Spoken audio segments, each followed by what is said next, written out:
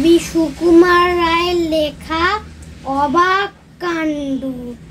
শুনছো দাদা, ওই যে হোতায় বদ্যি বুড়োর থাকে, সে নাকি রোজ খাবার সময় হাত দিয়ে ভাত মাখে।